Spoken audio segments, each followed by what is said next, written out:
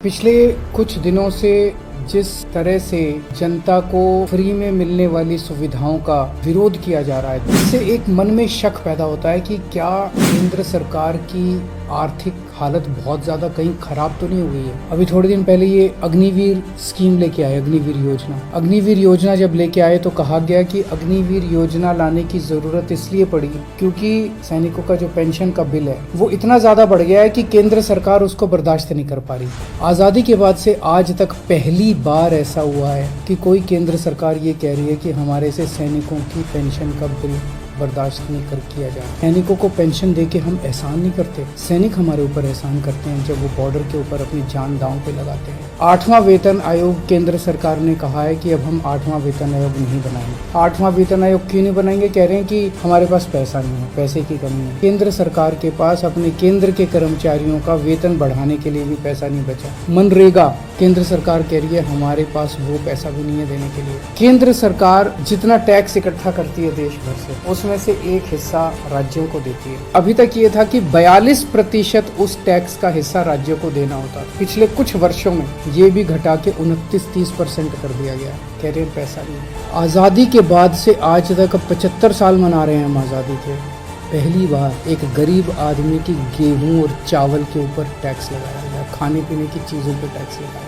कभी नहीं लगाया, किसी सरकार ने नहीं लगाया, किसी सरकार ने इतना क्रूर कदम नहीं उठाया। ऐसी क्या हालत हो गई केंद्र सरकार की कि गरीब से गरीब आदमी की खाने के ऊपर टैक्स लगाने की नौबत आ गई, जो आज तक 75 साल में कभी नहीं हुआ था। और अब कह रहे हैं कि सारी जितनी सुविधाएं जनता को फ्री में मिलती हैं वो बंद होनी चाहिए। सारे सरकारी स्कूल या तो बंद किए जाएं और या सारे सरकारी स्कूलों में बच्चों से फीस ली जाए, ऐसा कह रहे हैं। अब सोच के देखो, अगर सरकारी स्कूलों में फीस लगने लग गई तो बच्चों को तो कोई नहीं पढ़ा पाएगा। आधे से ज्यादा बच्चे इस देश के अनपढ़ रह जाएंगे। देश आगे कैसे बढ़ेगा? कह रहे हैं कि सारे सरकारी अस्पतालों के अंदर अब पैसे लगने चाहिए। सरकारी अस्पतालों में जो फ्री का इलाज होता है वो बंद होना चाहिए। गरीब आदमी के पास इलाज कराने के पैसे नहीं है, वो कहाँ से लाएगा पैसे इलाज कराने के लिए? और जिसके पास पैसे नहीं है उसका इलाज नहीं होगा, मर जाएंगे गरीब लोग इस देश। और अब ये कह रहे हैं कि राशन भी फ्री का राशन भी बंद होगा, फ्री नहीं होना चाहिए। प्रश्न उठता है ये सारा पैसा केंद्र सरकार का गया कहाँ?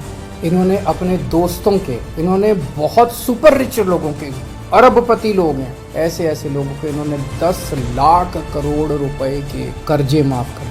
इनमें जितने के कर्जे माफ किए, कई इनके दोस्त हैं। किसी के 7,000 करोड़ रुपए माफ कर दिए, किसी के 10,000 करोड़ रुपए माफ कर दिए। अगर ये कर्जे माफ नहीं किए जाते, इतने करोड़ों हजारों लाखों करोड़ रुपए के अगर कर्जे माफ नहीं किए जाते तो इनको खाने पीने की चीजों के ऊपर टैक्स लगाने की जरूरत नहीं पड़ती। अगर ये लाखों करोड़ों रुपए के कर्जे माफ नहीं किए जाते तो आज इनके पास सेना के जवानों की पेंशन देने के लिए पैसे की कमी नहीं पड़ती। एक और चीज पता चली है, अरबपति सुपर रिच लोगों के इन्होंने बड़ी बड़ी कंपनियों के 5 लाख करोड़ रुपए का टैक्स माफ कर दिया। एक तरफ तो कर्जे माफ कर दिए और दूसरी तरफ इनसे जो टैक्स लेना था वो टैक्स माफ कर दिया। गरीब आदमी पे टैक्स लगा दिया। आपके गेहूं, आपके चावल, आपकी दही, आपकी छाछ, आपकी लस्सी, आपकी गुड़, आपकी शहद के ऊपर टैक्स लगा दिया। इस देश का आम नागरिक आज ठगा हुआ महसूस कर रहा है। इस देश का आम नागरिक आज धोखा महसूस कर रहा है। ऐसे देश आत्मनिर्भर कैसे बनेगा? ऐसे तो अपने देश के युवाओं का और बच्चों का भविष्य अंधकार में। अगर ये देश कुछ चंद लोगों के लिए चलेगा, अगर सारा सरकारी पैसा कुछ चंद लोगों पे उड़ाया जाएगा तो देश आगे कैसे बढ़ेगा?